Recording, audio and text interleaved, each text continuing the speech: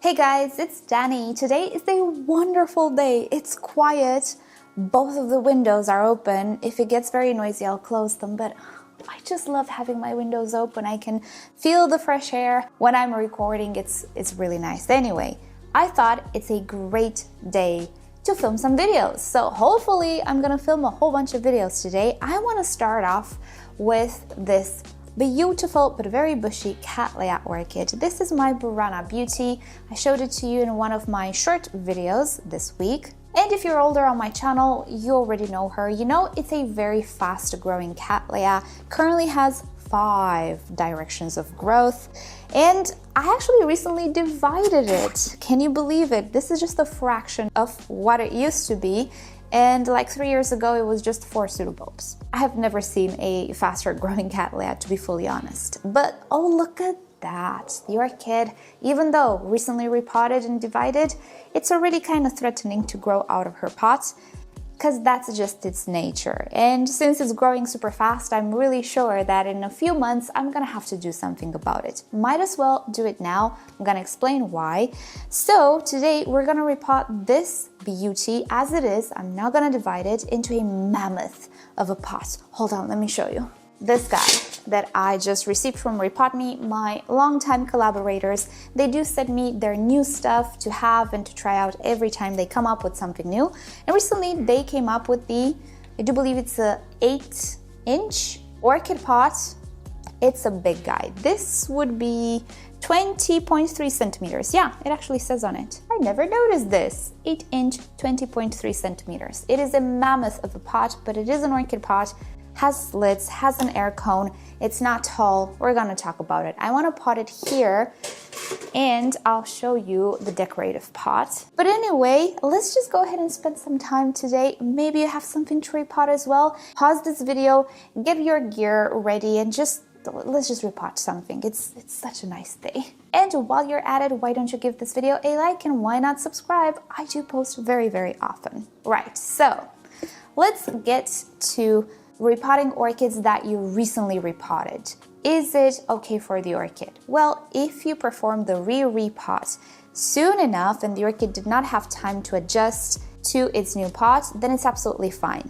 By this I mean if the orchid did not have time to extend its roots down inside the medium and inside the pot. At this point you can see my orchid has quite a ton of new roots starting to grow, but most of them are at the surface. They didn't go all the way down in the potting medium. This orchid was repotted about a month ago. So I'm still in the clear zone, let's say. I will not damage these roots if I'm careful, which I will be, and I will not snap them, bruise them, or things of the sort because they're just not long enough and awkward enough for me to be prone to bruise them. So I'm still in the clear, and if you're in the same situation, most probably you would be in the clear as well. If for whatever reason you decide you didn't do a proper repot, you want to change something, you want to switch the pot, about a month and a half, maybe 2, although 2 is a little bit of a stretch, a month after your initial repot, usually you can go ahead and do a repot without too much repercussion. When it comes to Cattleyas, as some of you know, repots maybe not the best of ideas, certainly not as safe as a Phalaenopsis, let's say, because Cattleyas do have sensitive roots. But since we didn't have enough time to grow that root system, we are good to go for a repot, because my initial repot was not that good. I will reuse the medium. It is brand new. No point in throwing it away. It's 1 month old. Mostly been dry since this is a Cattleya, so it didn't break down quite at all. So what I will do is just remove my orchid. This will be a little bit of a pain to stake again. The reason why it's staked is that it tends to be slightly unruly, so I wanted the canes to point up. Maybe they actually arranged themselves. Let's see. Now these, if I really wanted to, I could reuse them as well. Somebody mentioned in a comment that whenever they use bamboo skewers, they get all moldy, they get all rotten in time. And yes, this will happen 100%. You can see mine after a month. They don't look brand new. It is absolutely fine. In my experience, even if these stakes go completely black and rotten and at some point break off, it doesn't actually affect the root system at all. I never had issues. So If you were wondering why yours mold and mine don't, mine do. They just don't affect anything. The roots have nothing against that kind of bluish, greenish blue mold, very tiny mold. It kind of disappears in time. I wouldn't worry about it. At least that has been my experience with the bamboo skewers. Of course, you can choose whatever type of skewer or stake you want. But yeah, I would not freak out about the bamboo skewers. Alrighty, you know what? This is a good idea. It's a good thing we are repotting because some of the older roots I can see they will just not make it. So I might as well remove them at this point. This one, I'm pressing on it, it's a little mushy. I'm just gonna remove it. So I am going to clean up the root system yet again. Again, with Cattleyas, it's not an unusual thing to lose the older roots. As I was saying, their roots are more sensitive. They don't seem to live as long as a Phalaenopsis or a Dendrobium root, at least in my experience. So in the end, the fact that I'm repotting is not actually a bad thing. I'm just gonna remove all of these roots that didn't make the initial repot. Right, so I'm gonna clean up the root system and come back when I'm done. Alright, so before I pot it up, let me explain why my orchid is in 3 pieces. So it used to be one single rhizome, but as it grew and produced multiple directions of growth, I was left with a lot of old growth that was not producing anything anymore in the middle, and all of these new growths on the sides of the pot, just leaning, growing outside of the pot. So in order to remove that old growth, which was very old, it did not produce side shoots, it did not produce roots or flowers, nothing of the sorts, I had to chop it off in a few pieces. So I removed all of the old growth, I kept the newest part of the orchid, and I potted all of these pieces together to create a little bit of a bush of an orchid. Now, about the bush aspect, I'm in a sort of a phase of keeping my collection a little bit more compressed, a little tiny. I have a video about it. If you don't know what I'm talking about, you can visit the description. You'll find it there. I'm kind of downsizing the orchid rather than the collection. So I'll give you an example. This Cattleya, which tends to grow very, very big, only blooms once a year. So if I let it grow continuously without removing the old growth, I would have one direction of growth. It doesn't even branch all that much. I would have this direction of growth which would bloom, and like 10 pseudobulbs that are older and don't do anything anymore. And it's taking up a lot of real estate in my plant room. For what? For one bloom once a year. So what I do when I repot is I cut away all of the older growth and just keep 3 pseudobulbs or so on the orchid, which don't take up a lot of space, and practically all I'm interested in is this side of the orchid, not the old growth. So I kind of keep them tidy this way. There are exceptions, and I'm just gonna brag slightly because I just have to. Now something like this, this is a different story because yes, it's a big orchid. Yes, I think it blooms once a year. But oh boy, look at these flowers, look at that. Something like this, I would sacrifice the space to have the chance of having more directions of growth. I would even pot this in a mammoth pot, like I'm doing with this one, because I'm biased towards it. I love it. This is amazing Thailand. We're gonna talk about it in a different video. Don't worry, I just had to show it off a little bit because she's my pride and joy at the moment. So yeah, if the orchid looks like this, I'm gonna sacrifice the space, but most of my orchids don't look like this, so I want them to take the least amount of space possible. The point is, with my bigger orchids that just bloom once a year, I'm just keeping them tiny. No point in having an entire bush that does nothing for an entire year, right? Well, this is not that type of a Cattleya. This one, first of all, is not all that big, or rather tall, and also it blooms so frequently. Every pseudobulb blooms, and it's so wonderful when it blooms that it's worth sacrificing the space. The more an orchid blooms, the more I'm prone to keeping it bushy and not just keeping one division. I would be great just keeping this division. That would be great, but I would miss out on these other 3 directions of growth, which all of them will bloom. I know for a fact because I know this orchid, and I kind of don't want to miss out on all of that bloomage. Hence why I decided to keep all of these sections, but this pot is not gonna do it. And this is a 15 centimeter pot. So what I shall do is use the 8-inch or 20 centimeters pot. Now, some of you will say, oh, Dani, it's too big, the orchid will suffer. No, Indeed, it is very true that the bigger the pot, the more water it can retain. But that only means that you kind of have to be careful how you mix your potting mixes. And also you have to mind your environment. So, oh my goodness, it's a little messy here. You know what? I'm just gonna put all of these sections in the decorative pot. There we go, and now I have more space. So as I was saying, I will reuse this potting mix. It is very, very fresh. I'm gonna do it like I usually do, putting sphagnum moss at the bottom and then continuing with bark and sphagnum moss. Another thing that I really do like about these slotted pots, which yes, I know they have been sent to me and they come from my long-time sponsor. Apart from that, I did actually get to use these pots before the sponsorship. And one of the things that I always kind of liked about these pots, well, two things, but one of them is that they're not tall. They're rather wide than tall, which is always great. If you have a very tall pot, you will be more prone to have layering. Water will have issues going up to the surface. Oh no. Yeah, let's close the windows. Why did I think today would be different?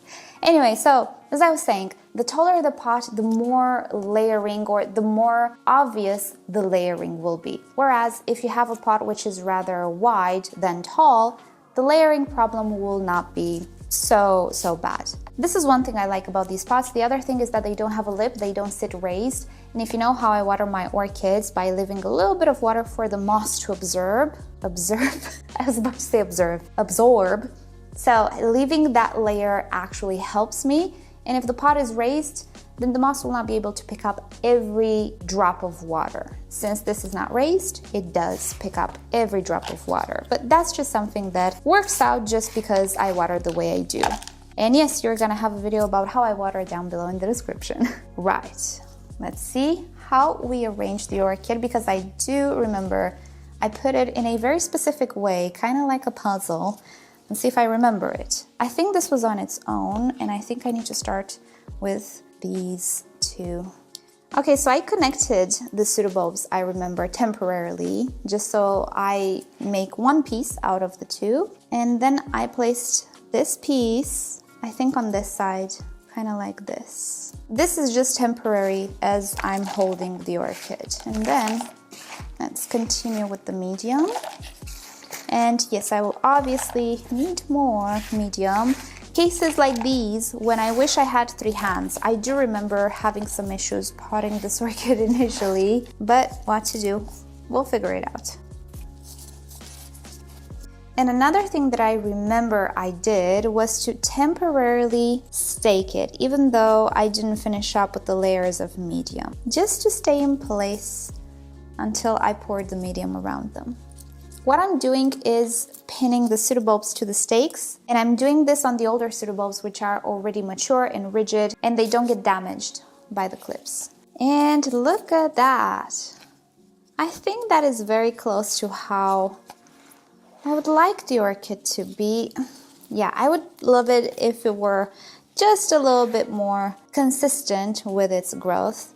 But all I can do is try to center it, put these growths towards the outside so that they have room around the center. I think this is the best that I can do. So since this is a bigger pot, I can definitely put a little bit more fertilizer than usual, and then I'll top it off with just bark, and we're kind of good to go.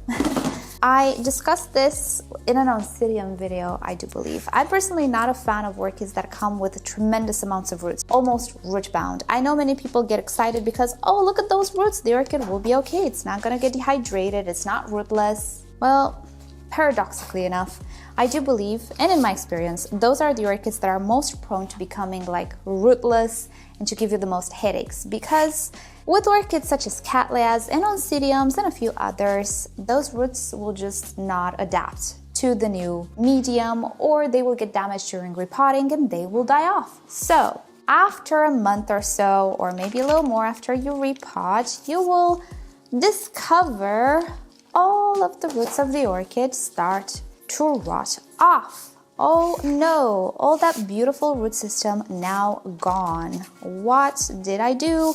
Or what did the nursery do to this orchid? This was not a healthy orchid. No, nothing of the sorts.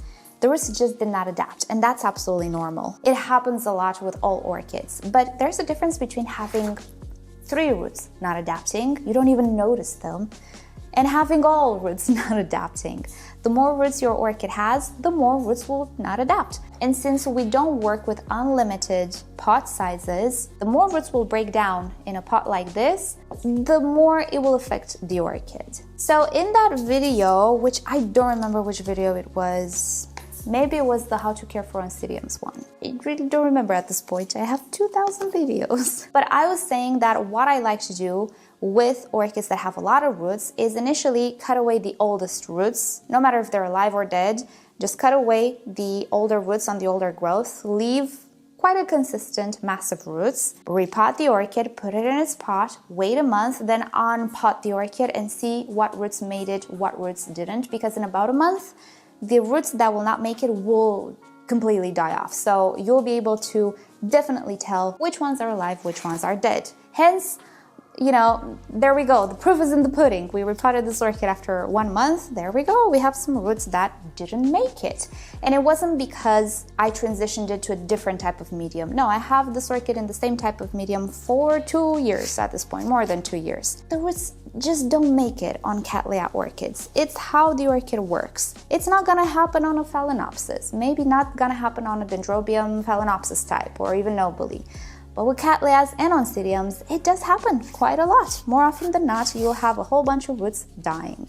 So I personally prefer my orchids not with a whole lot of roots, but not rootless either, somewhere in the middle. Otherwise, I typically have to go back in and cut away whatever didn't make it. And this was the case with this orchid as well. That's why before we potted it in this pot, you might have noticed that it didn't leave on as many roots.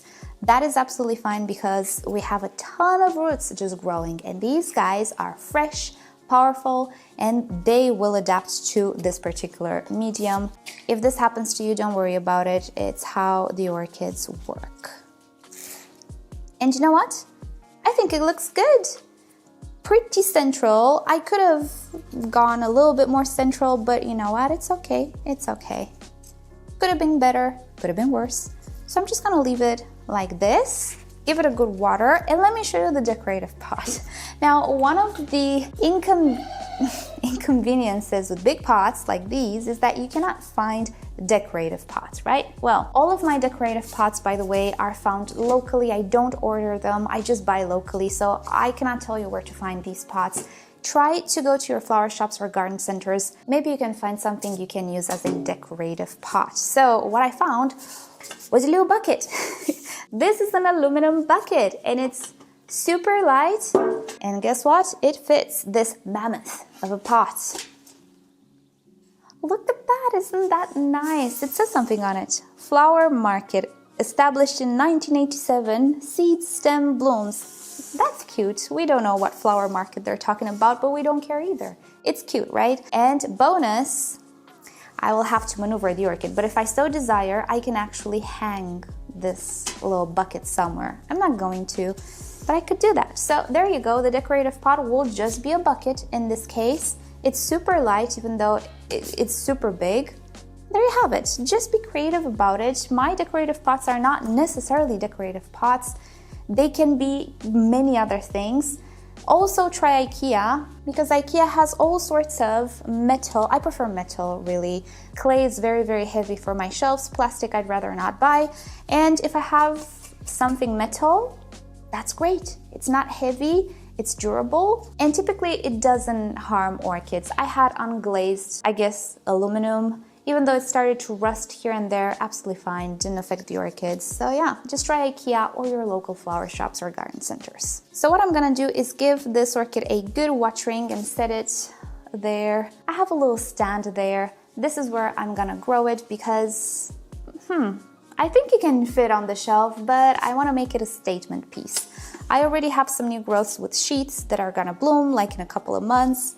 It's gonna be a great show, and I do hope that I can keep this orchid in this pot for 2 years, because In 6 months, I would have had to repot the orchid again. What was I thinking with it? I don't know. But yeah, there we have it. So we touched on quite a few subjects today, I feel like. I always get questions and comments, and I cannot really do a dedicated video for that particular question, but I do keep it in mind to try and integrate it in a different video that has anything to do with that subject. So yeah, I hope you've enjoyed it. Hope you managed to repot some of your orchids. If you did, let me know in a comment. What did you repot today with me? I'm curious to know.